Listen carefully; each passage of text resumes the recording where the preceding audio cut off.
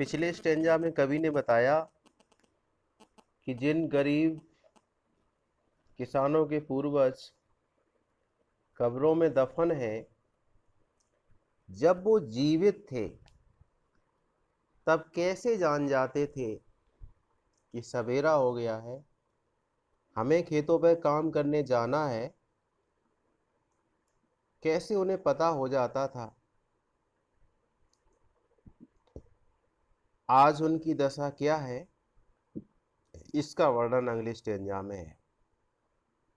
कवि कहता है, the breezy call of incense breathing morn. Breezy से मतलब होता है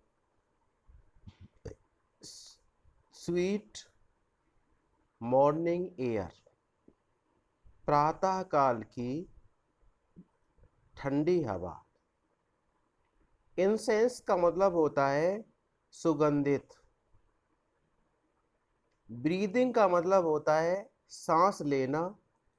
यहां पर ब्रीदिंग का अर्थ है हवा का चलना, और मॉर्न होता है सुबह, प्रातः। सुबह की, प्रातः काल की शीतल सुगंधित वायु का चलना। Billowing of sweet fresh morning air. दूसरी line, the swallow twittering from the straw built shed. Swallow होता है अबाबिल पक्षी का, ट्विटरिंग होता है चिरपिंग, चहकना। स्ट्राविल्ट, स्ट्राविल्ट होता है तिनकों के बने या सूखी घास के बने। शेड मीस होता है घोंसलों से। सूखी घास के या तिनकों के बने घोंसलों से अबाबिल पक्षी का चहकना। Cocks shrill क्लेरिन।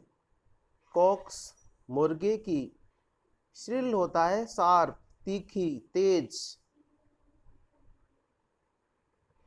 क्लेरिन होता है आवाज, मुर्गे की तेज बांग। और इकोइंग हॉर्न, इकोइंग होता है गूंजते हुए, प्रतिध्वनित होते हुए। हॉर्न का मतलब होता है हंटर्स हॉर्न, शिकारियों के हॉर्न की आवाज। चार चीजें हो गई। पहली चीज है सुबह की सुगंधित ताजी ठंडी हवा का चलना। दूसरा, तिनकों के बने घोंसलों से अबाबिल पक्षी का चहकना। तीसरा, मुर्गे की तीखी बांग। और चौथा, शिकारियों के हॉर्न की आवाज। नो मोर सेल राउज, अब नहीं जगा पाएंगी, अब नहीं जगा पाएंगी। देम, उनको, उनको मतलब गरीब किसानों के पूर्वजों को। From their lowly bed. Lowly bed means होता है कब्र, ग्रेव, ऑर्डिनरी ग्रेव, साधारण कब्र। कवि कहता है, सुबह की सुगंधित ताजी ठंडी हवा का चलना, तिनकों के बने घोंसलों से अबाबिल पक्षी का चहकना, मुर्गे की तीखी बांग और शिकारियों के हॉर्न की आवाज अब गरीब किसानों के पूर्वजों को उनकी कब्रों से नहीं उठा पाएगी या नहीं जगा पाएगी। Sweet fresh morning air, twittering of the swallows, cocks किराई और hunters horn will have no effection on the dead। अगला जो स्टेंजा है मोस्ट इंपॉर्टेंट है। एक्सप्लेनेशन इसका बोर्ड परीक्षा में आता है लगभग प्रतिवर्ष। इस स्टेंजा में कवि ने महत्वाकांक्षी धनी और शक्तिशाली लोगों को सलाह दी है कि वो गरीब किसानों का अपमान न करें, उनका उपहास न करें। इस तरह की उन्होंने शिक्षा दी है। देखिएगा, मोस्ट इम्पोर्टेंट लाइन है, आराम से देखेंगे। Let not ambition mock. Ambition का मतलब होता है महत्वाकांक्षा, लेकिन यहाँ पर एम्बिशन का अर्थ है एम्बिशस प्यूपल। लेट नॉट से मतलब है शुड नॉट। महत्वाकांक्षी लोगों को नहीं चाहिए मॉक करना।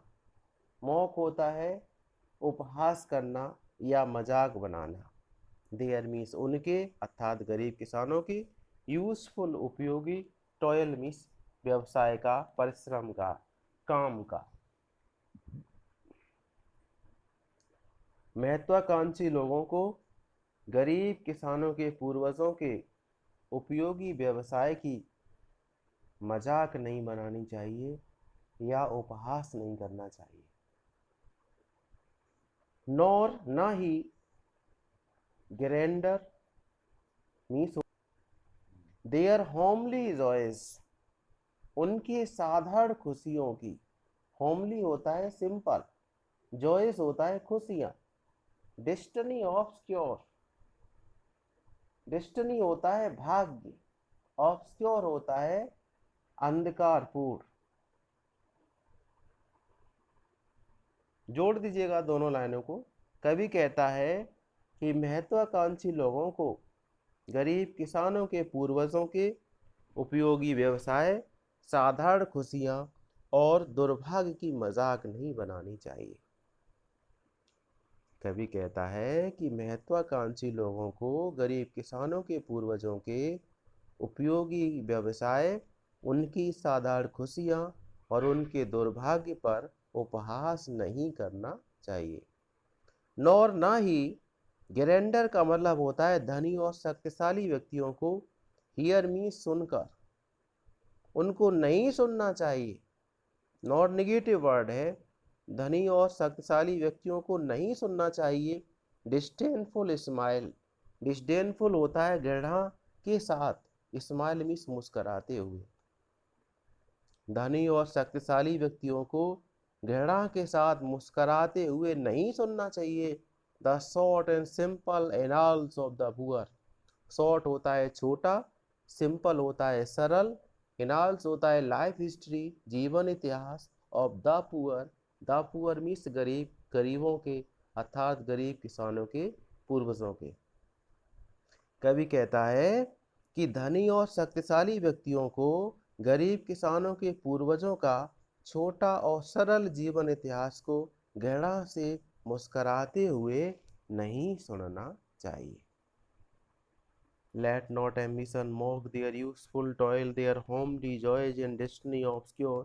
कवि कहता है कि महत्वाकांक्षी व्यक्तियों को गरीब किसानों के पूर्वजों के उपयोगी व्यवसाय, उनकी साधारण खुशियाँ और उनके दुर्भाग्य पर उपहास नहीं करना चाहिए। ना nor grandeur hear with a disdainful smile the short and simple annals of the poor. कवि कहता है कि ना ही धनी और शक्तिशाली व्यक्तियों को घृणा के साथ मुस्कुराते हुए गरीब किसानों के पूर्वजों का छोटा और सरल जीवन इतिहास को नहीं सुनना चाहिए। The boast of heraldry. Boast of heraldry होता है उच्च परिवार में जन्म लेने का अभिमान। Pride in noble birth, pride in noble birth. Pomp of power, शक्तियों का दिखावा, शक्तियों का दिखावा करना। ऑल दैट ब्यूटी, संपूर्ण सुंदरता, संपूर्ण सुंदरता। ऑल दैट वेल्थ, और संपूर्ण धन, एवर गेव, जो हमेशा के लिए दिया गया है। अवेट मीन्स प्रतीक्षा करती है। अलाइक मीन्स समान रूप से। इनवाइटेबल आवर मीन्स अटल मृत्यु, अटल मृत्यु इन सब का इंतजार करती है। कवि कहता है